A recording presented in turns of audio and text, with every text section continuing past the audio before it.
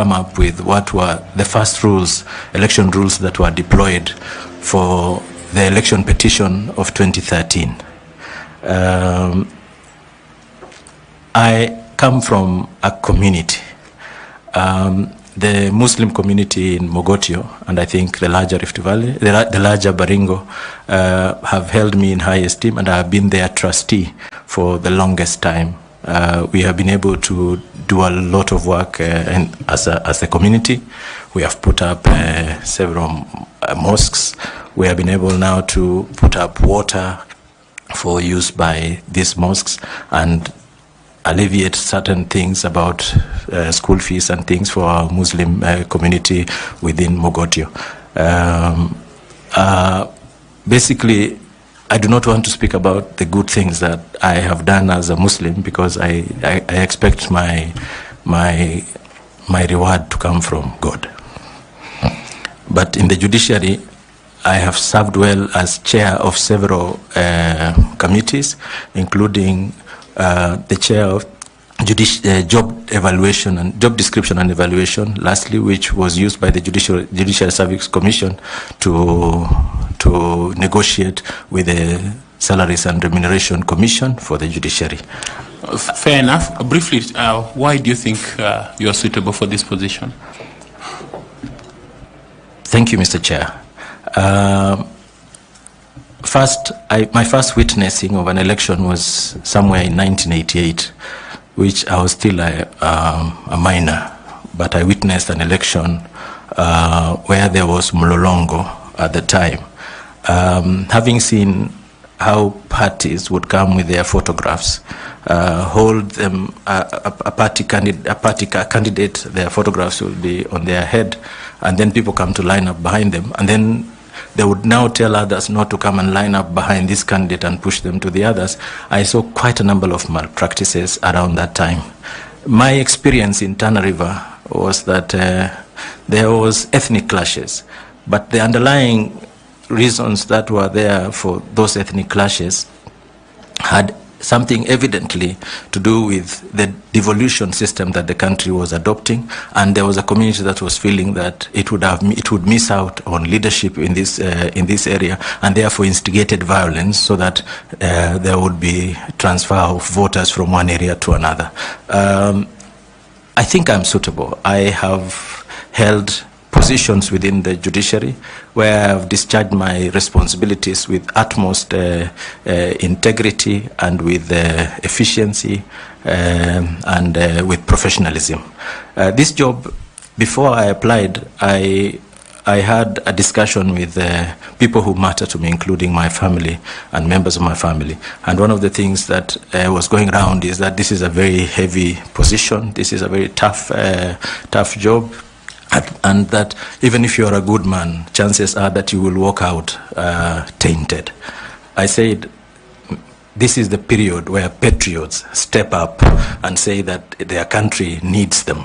And this is the time, looking at what happened in the last election and what happened between the commissioners, I think this is the time to consolidate whatever we have so that we can at least induce in this institution some level of confidence and give it credit with members of the public, because there is a bit of loss of confidence in the institution, and I think good men must step up for this position. So fair enough, you're suitable because you think you're a good man. Not just good man, I am professionally qualified for the position. I've also served, and I know and understand how to manage organizations. Thank you very much. I will ask the Vice Chair, Ms. Linda Kiome, to take up the next section. Thank you. Thank you, Mr. Chair. Thank you, Chairman. Honorable Orot, the IEBC Act, it envisages a commission that comprises persons with mixed sets of skills and disciplines. Please tell this panel the skills and competencies that you possess that brings in a new form of aura for purposes of your work as a chairperson of the commission? Thank you, Madam Chairperson. First and foremost, the constitutional requirements are that you should be an advocate of a certain number of years in practice. Secondly, I have, like I've said, I've not just been your traditional judicial officer who sits in court, goes home. I've also served in capacities where my decision was required for the purposes of greater good of both the institution and the country. I bring in the skill sets of competence. I bring in the skill set of collegiality and teamwork and being able to achieve within a team. And I also bring a skill set of my professional qualifications as an advocate and having served. Like I forgot to mention that I have been a trainer with the Judiciary Committee on elections, and I have done 2 election disputes before me.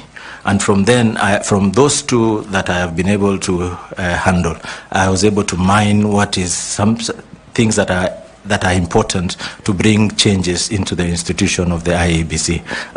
When I handled the election disputes before me, I was able to determine that there are gaps here that needs to be filled. And these are important tools that I bring with me. I also bring with me the judicial approach to issues. I'm a judicial officer, so I'm bringing with it decision making, where we import those values that come about with our decision-making approaches, where we do fairness, we ensure that parties are happy and are pleased with everything that we do in the determination of disputes that come before them. I bring also I think I want to wrap this into the commission. I actually want to say that there is infusion of integrity. There is a infusion of integrity into the institution that has to come from the commissioners themselves, who must lead from the top. And I think I'm that person who will be able to lead from the top with that integrity. Thank you, Madam Chairperson. Thank you. Did you say you have any other training other than your legal and law training? Yes, Mr. Chairman. I am a continuing student of Masters in International Conflict Management. The only thing that I think remaining for me to conclude that is deliver my report. I had a discussion with my supervisor in early January, and I'm able to complete this so that by September I'll be able to graduate. And the reason it has delayed particular masters is because first I fell sick in the beginning when these issues when I concluded the coursework, and then thereafter I took up a task to do an interrogation of the conflict between the Pokot and Turkana, because it is home to me, and there are dynamics that are changing every single day, so I keep changing and reviewing my position on certain things. Thank you very much. Next, I would like to ask member of the panel, Madam Caro Kituku, to take up and ask you some questions. Caro. Thank you very much, Chairman. Honorable Lolot, you have told us that you have not been a traditional judicial officer, in your own words, quoting you. The IBC chairperson is expected to have a legal background, which you have. So now please tell us, as a judicial officer, how have you contributed or been involved in elections or any electoral matters? And while at it, tell us what has been your major contribution to the electoral processes in Kenya. Thank you. Thank you, Madam Kituku. I have handled, like I have said, 2 election disputes, and they were election offenses. And they were serious election offenses that were the results of which were being awaited by the Supreme Court so that they can make a determination on a gubernatorial issue. And in the process of going through this election dispute that I handled, I was able to find gaps in the IEBC processes. For example, it was evident to me that those people who were charged before me, some of whom were IEBC officials, had one or two of them had been charged because they had forgotten and put every document inside the ballot box. So the ballot box could not be opened. There are documents that they are not supposed to put in the ballot box. So some had placed everything in the ballot box, and that raised suspicion that this ballot box is needed now to be reopened so that those things could be removed. And the suspicion on the candidate that lost was that this was intentional, and that there was stuffing of ballots, so that there was no scrutiny of the unused ballot papers. I think from here, I was able to find out that fatigue is a critical issue that affects election processes, and somehow IEBC as an institution has to create a policy on how they relate to this issue of fatigue during the electioneering process. Secondly, like I said, I was selected as one of the trainers by the Judiciary Committee on Elections to train my colleagues, and through a team we were able to train our colleagues in the preparedness for election. When I was Secretary General of the Kenya Magistrate and Judges Association, this was between the year 2009 and 2013. And in the year 2009, there was a petition. There were petitions that were ongoing from the 2007 election cycle. And from this cycle, we were able to note that one of our judges, Justice now President of the Court of Appeal, Justice Musinga, was able to handle a petition in Kisii within 6 months. And then we said, if it can be done, then it's something that we are able now to create the timelines for it and then make proposals for it. So this is how, as a Kenya Magistrate and Judges Association, we are now able to now drive the effort that our colleagues and every one of us is able to conclude election petitions within 6 months. Secondly, I forgot to mention that I was representing the judiciary during the writing of the Constitution.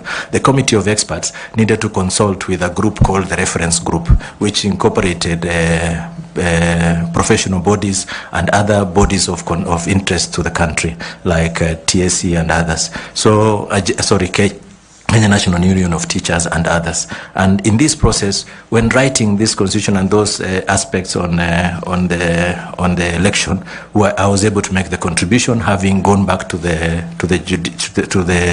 my electorate, which is the Kenya Magistrate and Judges Association, and finding out their views on how the election process should be and whether processes can be concluded within certain timelines. And I think that is the contribution I have made, and possibly now it's my opportunity to make even bigger contribution. Thank you, Madam Chair. What is that you call bigger contribution? There are bigger contributions to be made in this institution, in the sense that there are recommendations that were made by the Supreme Court in the last election cycle, and part of that is concerning timelines, how we are able now to negotiate these timelines and create greater period. Because when we were writing the first Supreme Court rules, election rules, to try and balance these timelines of 14 days was very difficult. How then are we going to give parties time to file their documents, within which the time frame for filing documents, and ensuring that by the time the petition is ripe for hearing, there is sufficient time. And you would see that the Supreme Court is always caught up by time. That's why they have to hear cases late into the night. And we are all glued, and I think the tension in the country is even much there is gripping and much more difficult. Of course, there are those who enjoy the sessions, but I think it's important that the Supreme Court is given sufficient time. So one of those would be that timeline. The second one would be the corporate governance of the IEBC, how we are able now to ensure that it has a face for itself, that it's able to have internal processes that are able to deal with internal issues, and also to create better ways of doing business as IEBC in internal. Commissioners relate with each other, how the commission relates with